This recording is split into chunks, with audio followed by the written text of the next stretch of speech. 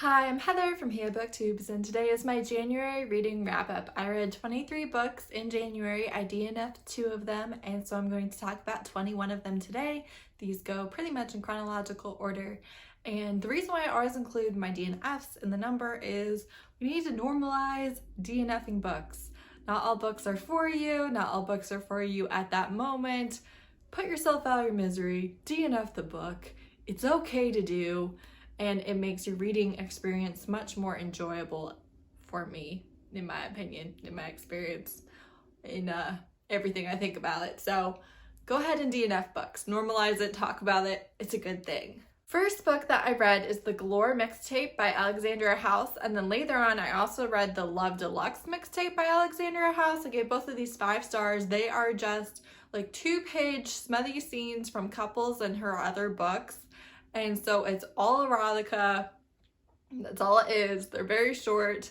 You get to just kind of peek in, and a lot of times she doesn't tell you which characters they are until like the end. She doesn't say their name and stuff, but if you're familiar enough with their mannerisms and things like that, you can figure out who's who. I don't know. I just love it. It was really fun. I read The Kingdom's Crown. This is Inheritance of Hunger number 3, the final book in the series by Kathryn Moon. This is a fantasy rebirth harem trilogy, and it is a crown princess. Her family, the queen's line, has a sex magic which kind of creates magic in the kingdom, and she doesn't have it. She picks her guys, nothing happens, so to hide it she goes north and there discovers things about her magic, about the state of the country, and about the men.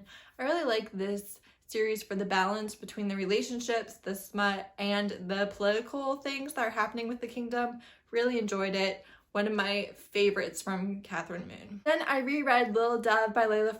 I of course gave this 5 stars. I skipped the whole beginning. I tend to do that on rereads. I kind of skip the setup part and get straight to the relationship. And I just love it. He's like a casino owner with mafia-esque vibes, but he's not actually in the mafia, but he does like kill people who cross him and stuff like that. So vibes. But this is an age gap. He kills her father on her 17th birthday. She witnesses it, and instead of killing her, he keeps her.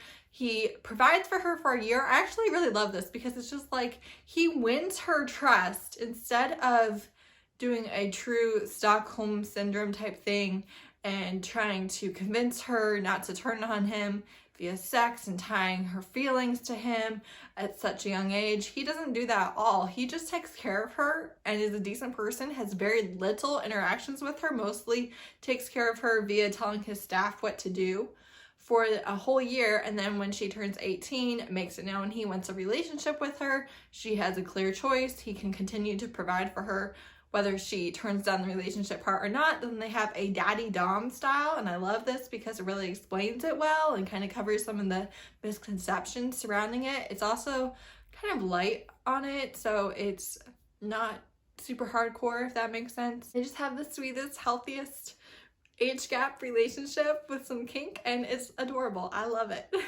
Then I read To Beguile a Beast, which is Legend of the Four Soldiers number 3 by Elizabeth Hoyt. This was Crystal from Crystal's Bookish Life, one of her favorite books of 2020. And Shay from Shay Geeks Out and I were commenting on her best of the year list. And Shay was like, I haven't read that either. Do you want to buddy read it? And so we did. And I'm so thankful for Shay buddy reading 2 different books on here with me because she really made it doable. I was very overwhelmed with some of the commitments I had made to reading for January, and her being like, hey, we'll read 5 chapters a day. It made it so doable. So I'm very thankful to Shay for buddy reading this with me. This was a super cute historical romance. It's Beauty and the Beast retelling. He is very gruff. She is the mistress of a duke, has 2 young children, is on the run from the duke, and so comes as his housekeeper even though he didn't want a housekeeper. A mutual friend of theirs kind of hired her to be his housekeeper. And I love all the side characters in this book. They were done really well. It's just really cute. Then I read A Heart of Blood and Ashes, which is The Gathering of Dragons number 1 by Mila Vane. I vlogged this book. This is a fantasy romance. It was gifted to me by Naima from Naima Reads in our Secret Santa gift exchange, and I loved this book so much. If you want to see me lose my freaking mind in a vlog, that's the vlog that you should watch.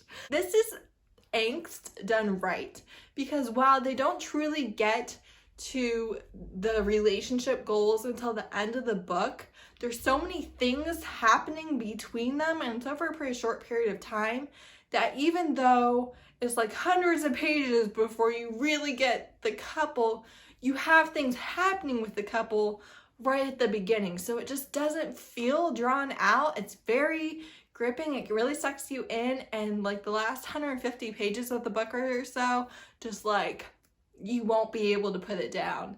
And I really enjoyed it. I plan on buddy reading the second book here in February, and I highly, highly recommend. There are triggers for this book. She is not treated well. If you want to read about a freaking smart heroine, someone who you're just always like, yes, yes, you're doing the right thing, you're making good decisions, you are smart, you are clever, you are right, I love you.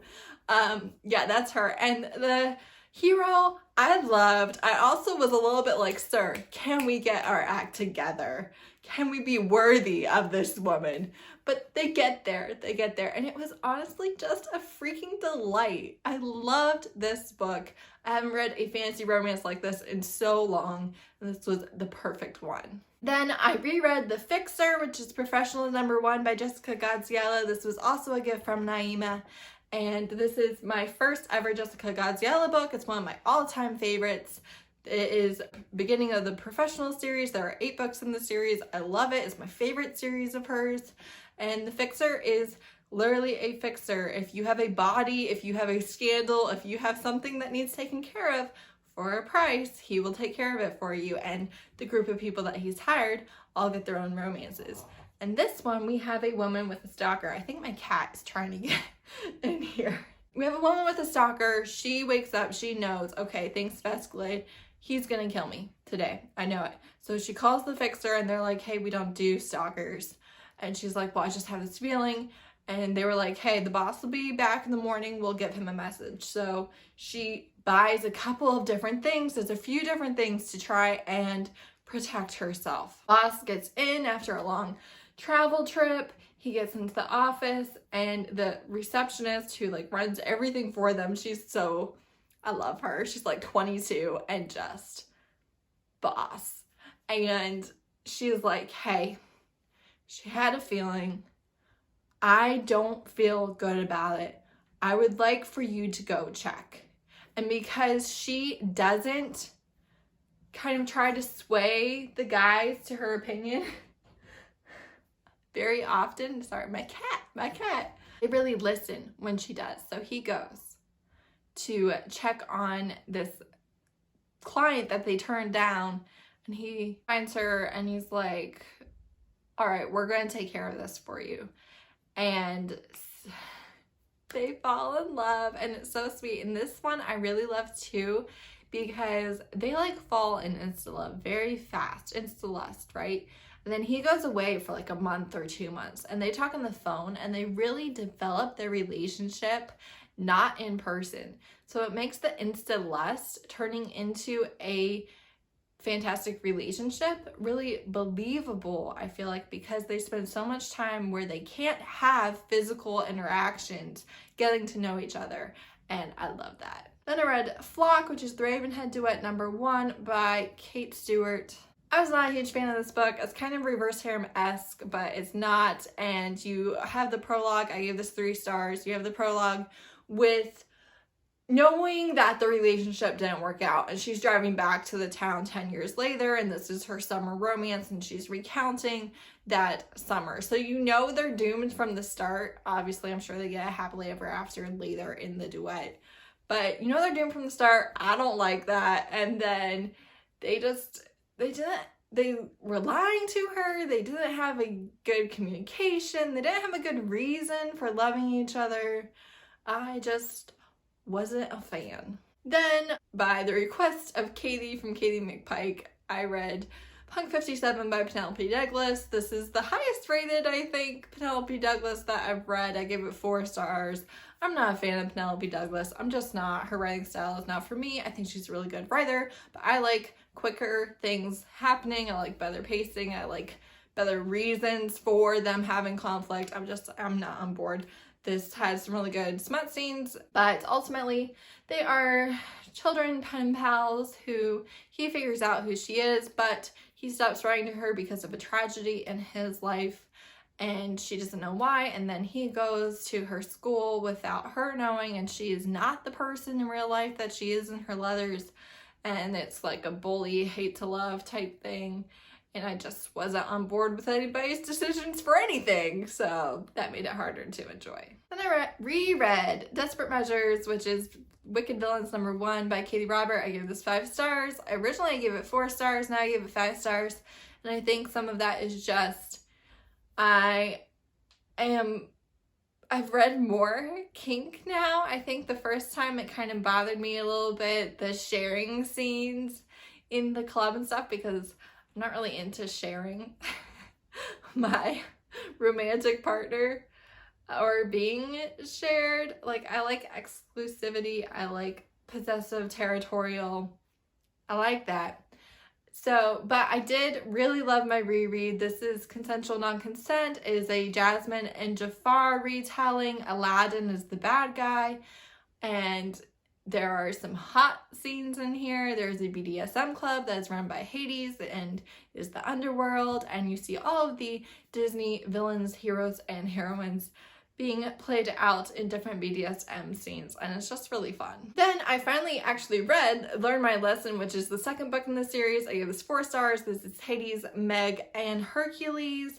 The reason why this was not 5 stars for me really was that Meg wasn't getting emotionally what she wanted or needed for the majority of the book, and I was so sad. I was just like, oh, like, can we just make her happy?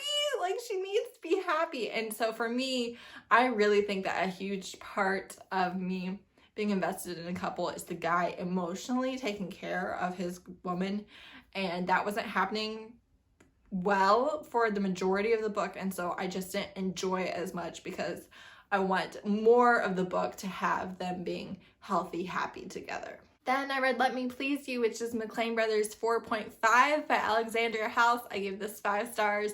This is the novella of the sister of the McLean brothers, and she has a romance with their bodyguard. You actually see their romance play out in a couple of the brothers' books, because Alexandria House was not going to give her her own novella, and then she was bullied into it, and I was like, thank you, so good. It's so sweet. She's older, she's cranky, she's angry, she's tall, she's violent. I love them. And he is just like a ginormous bodyguard teddy bear. And they were just a fantastic couple. Then I read Baby Be Mine by Alexandria House. I gave this 5 stars. This is like a 30-page Valentine's Day novella between work acquaintances. That's really all you need to know.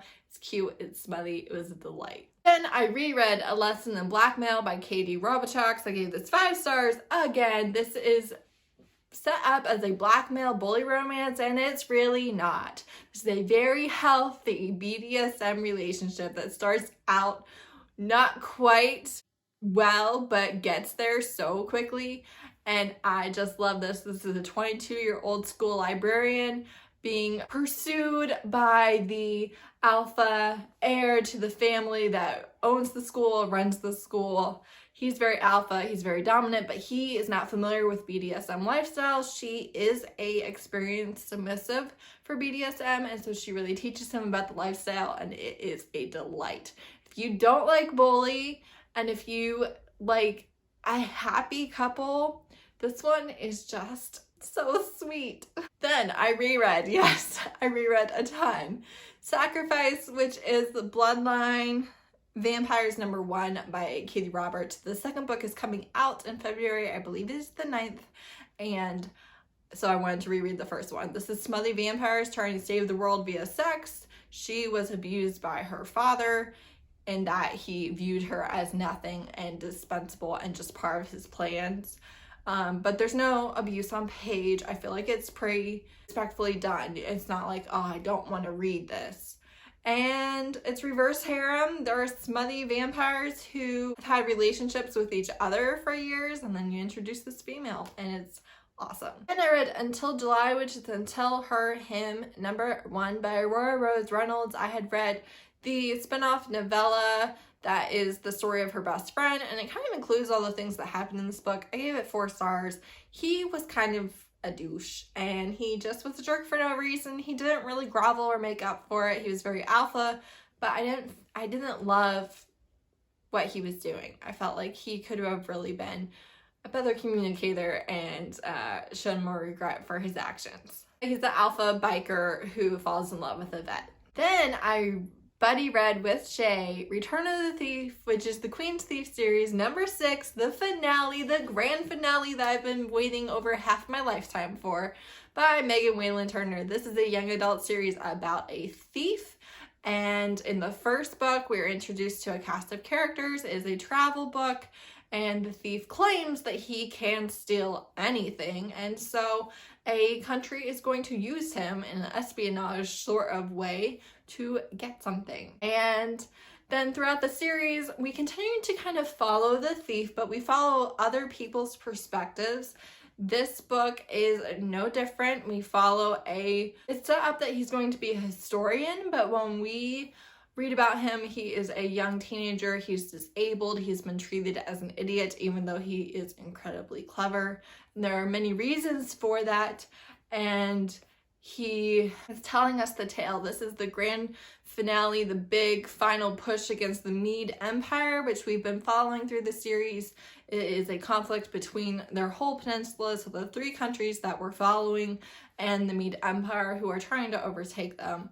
And I was very satisfied with the ending. There was a lot of, I don't know what's gonna happen, but there were so many things that were just a continuation of the cleverness that Megan Whalen Turner has brought to the series. I cannot recommend it enough. It is unlike anything else that I've read. You'll be reading it and you're like, nothing is happening. There's things happening. Do not ever DNF one of these books. I know I said normalize DNFing, but I'm telling you, if you do not finish the book, you do not know the greatness of this series. That is true for every single book in the series. The ending really explains to you what's been going on, and it is my favorite of all time. Then I read Deal with the Demon by Chase Verity. She is an author who writes a lot of queer characters, and I loved that this one was representative of that without it being like, here's a romance, because the romance is with a demon, and the main character is a mom who is overwhelmed, and so she is just trying to stay afloat. She gets this deal, and I thought it was hilarious because it's like she didn't read the terms and conditions. She just agreed to them, and I'm like, wow, if that's not accurate, I don't know what it is. But she has 2 teenagers, and she asks this demon to take care of them while she finds a job. It was really cute. I gave it 4 stars. Then I read Embers, which is Dark and You #4 by Suzanne Wright. This is the ending of the first couple in the series. I gave it 4 stars. There's a lot of telling in the series versus showing with their dynamics, but he's very alpha. He's the most powerful demon in the world, and she is his mate and psychic anchor, and kind of not like other girls, but I enjoy her. And there are the 4 horsemen who are trying to bring down Nox and all the other primes who rule the demon nest in the US, and it's delightful. Then I read Regally Bidden, finally, which is Blood Alliance #3 by Lexi C. Foss. I give this book 5 stars. This is a male alpha werewolf, a female alpha werewolf who has been given in marriage to him, and the turned werewolf from human who won the Immortal Cup, which they rarely survive, and he is a fighter and is hanging in there. And the 3 of them have a triad, and it was a smutty, brutal, crazy delight. And lastly, I read Love Unexpected by QB Tyler. This was the stepfather, stepdaughter romance for the Taboo Book Club, which I hosted in January with Tamika from Library at Tomes. I gave this book 2 stars. It was garbage.